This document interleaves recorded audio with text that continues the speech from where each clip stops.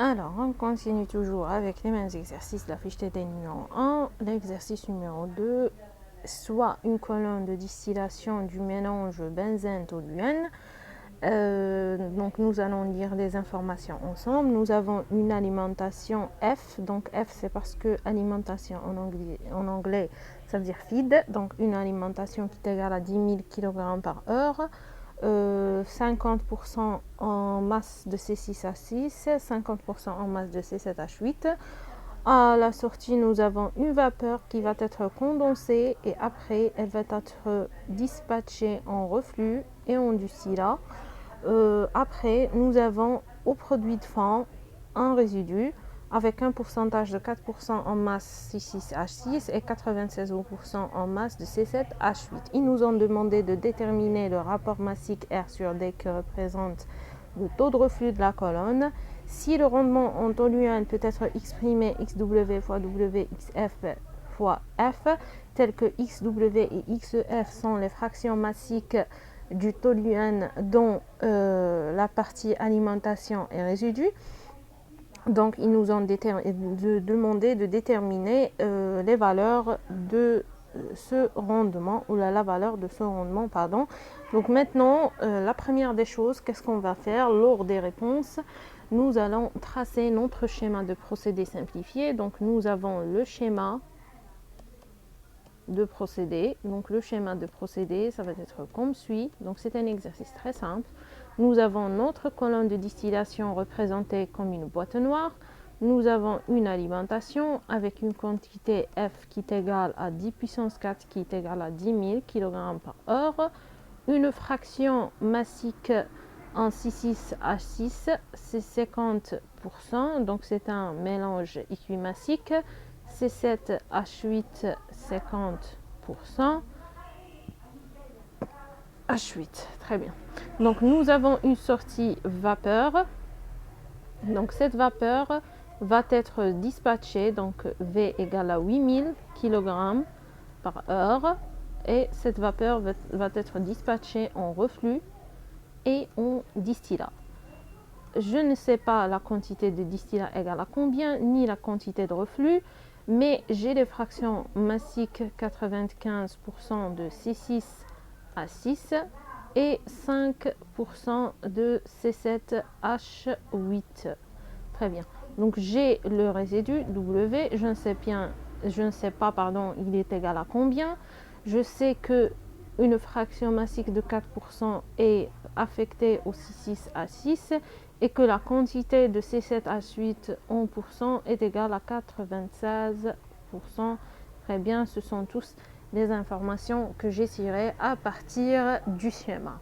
Donc après que j'ai tracé mon schéma de procédé, je dois déterminer mon système global et mes sous-systèmes. Donc le système global est celui avec les entrées principales et les sorties principales. Donc j'ai une seule entrée qui est l'alimentation, deux sorties qui sont le distillat et le résidu. Donc généralement les étudiants se trompent ici, ils disent la vapeur تنعد une sortie. Non, c'est pas une sortie principale parce que بعد كده غادي يدخل الكوندونسور وغادي تتقسم وشويه منها يروح ديستيلا وشويه منها يروح résidu. Donc هذا c'est le système principal.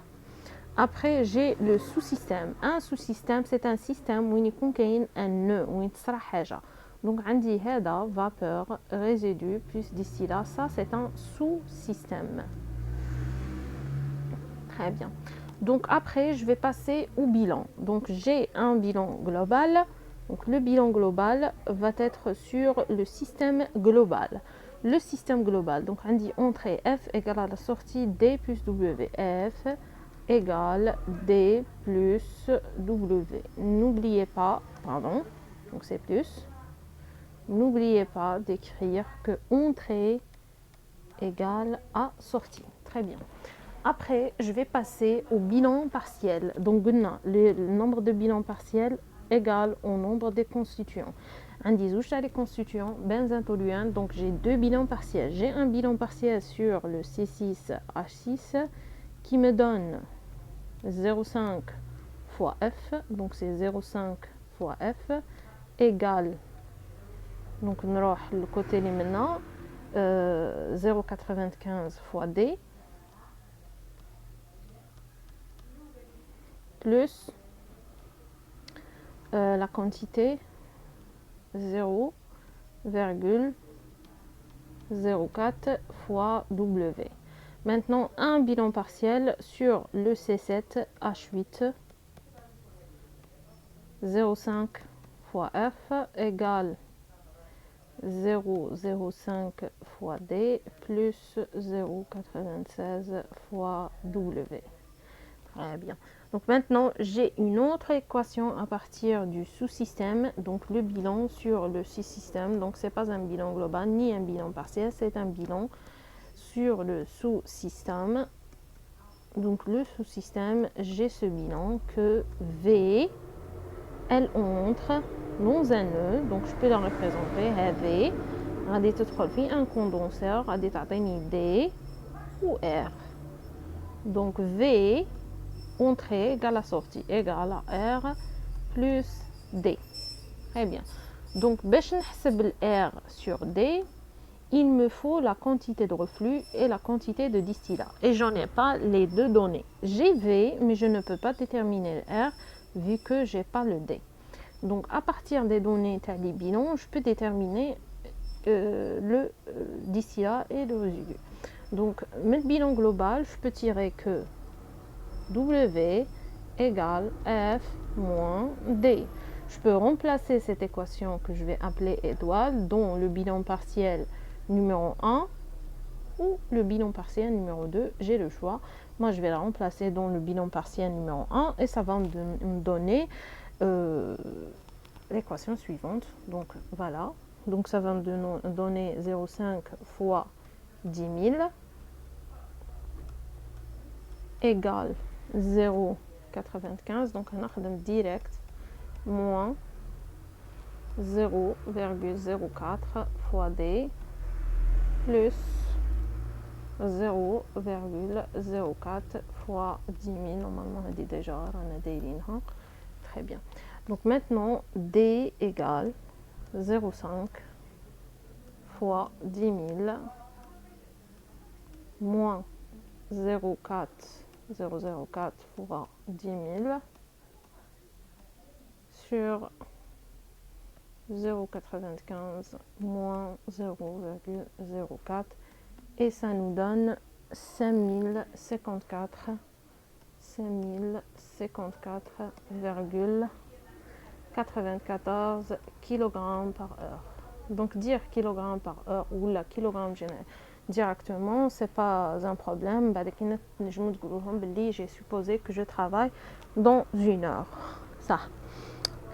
Après, si je veux déterminer la quantité de résidu, c'est simple. Je remplace le résultat D dans étoile et ça va me donner 10 000 moins 5054,94 et ça donne le résultat de résidu qui est égal à 4945,25 kg par heure. 0,5 pardon, kg par heure. Très bien, maintenant j'ai déterminé le D. قلنا كان خاصني D باش نخرج R. Donc R égale à V moins D, ce qui implique que R égale à 8000 moins 5054,94. Donc R égale à normalement 2945,06 2945,06 kg par heure.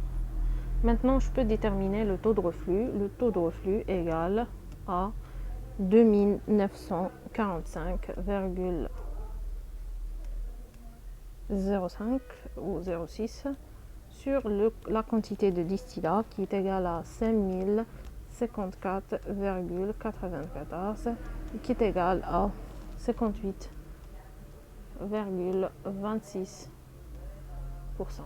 Très bien. Ça, c'est le taux de reflux. Après, le rendement. Donc, pour déterminer le rendement, j'en ai qu'à remplacer les fractions. Donc, le rendement égal à XW qui est égal à 0,96 fois W qui est égal à 4945,05, donc 4945,05 sur 0,5 fois 10 000. Donc ça nous donne un rendement qui est égal à 96, je crois 96, quelque chose. Normalement c'est 96, ah non, c'est 94,94, pardon. Donc c'est 94,94% et l'exercice est terminé.